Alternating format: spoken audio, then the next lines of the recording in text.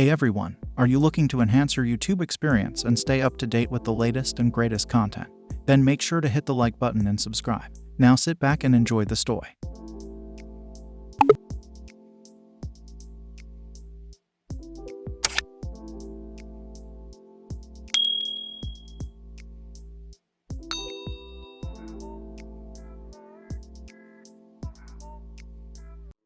As Jane walked into the local convenience store, she couldn't help but notice a man lingering by the candy aisle.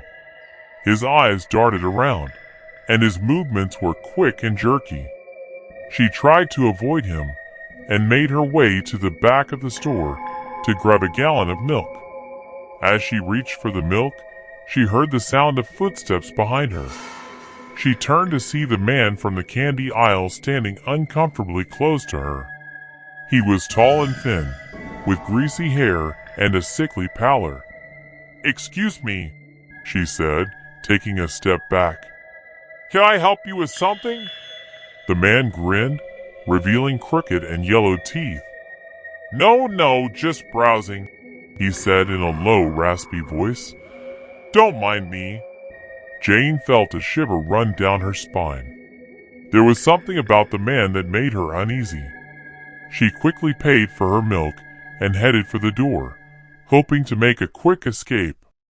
But as she approached the exit, she realized the man was following her. She heard the sound of his footsteps echoing in the quiet store. She picked up her pace, but he matched her stride for stride. As she burst through the door into the cool night air, she breathed a sigh of relief. But the feeling didn't last long. The man was still behind her, still following her. She quickened her pace and darted into an alley, hoping to lose him. But it was no use. The man was faster than she was, and soon he was upon her.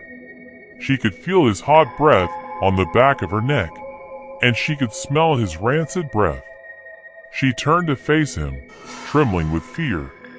"What do you want?" she asked, trying to keep her voice steady. The man didn't answer. He just smiled a crooked smile and lunged at her. She screamed and ran, but he was too quick. He grabbed her by the arm and pulled her close. "I've been watching you," he said, his voice low and menacing. "You have such pretty skin. I want it for myself." Jane tried to pull away, but he held her tightly. She was trapped, and she knew it. She closed her eyes and prayed for a miracle. Just then, the sound of police sirens filled the air. The man released her and ran off into the night, disappearing into the shadows. Jane collapsed onto the ground, gasping for air. She had narrowly escaped a fate worse than death.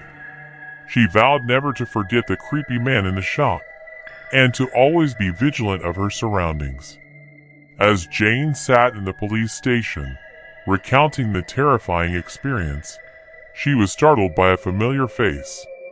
The man from the convenience store was sitting in a nearby cell, his face bruised and battered. She couldn't help but feel a sense of satisfaction seeing him behind bars, but the relief was short-lived. The detective who had been working on her case approached her, his face grim. "Miss Smith, I need to speak with you," he said. "It seems there's been a misunderstanding." Jane's heart sank. She had been certain that the man who had attacked her was the same man who was now in custody. But the detective continued, "We ran the man's fingerprints, and they didn't match the prints we found at the scene of the crime." Jane's mind raced. She couldn't believe what she was hearing. "But he looked exactly like the man who attacked me," she stammered. The detective shook his head.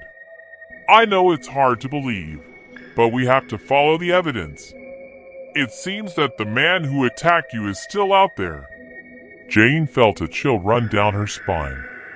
She thought she had put the nightmare behind her, but now it seemed that it was far from over.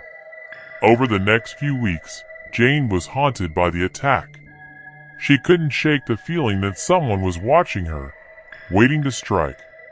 She started to withdraw from her friends and family, afraid to leave the safety of her home. One night, as she was lying in bed, she heard a noise outside her window. She froze, afraid to move. But the sound persisted, and she realized that someone was trying to break in. She knew what she had to do.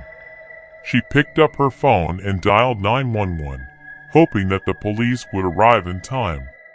But as she waited, she realized something that made her blood run cold. The man outside her window was the same man from the convenience store. She recognized his greasy hair and sickly pallor. He grinned a crooked smile and began to climb through the window. But this time, Jane was ready. She had a plan. She waited until the man was fully inside her room, and then she sprang into action. She hit him with all her might, grabbing the nearest object, a vase, and slamming it over his head. The man fell to the ground, unconscious. Jane breathed a sigh of relief and called the police, who arrived shortly afterward. As they took the man away, Jane couldn't help but feel a sense of closure. She had faced her worst fears and come out on top. She vowed to never forget the lessons she had learned, and to always trust her instincts. And as for the man who had terrorized her, she knew that he would never hurt anyone again. The long plot twist had finally come to an end, and Jane could finally move on with her life.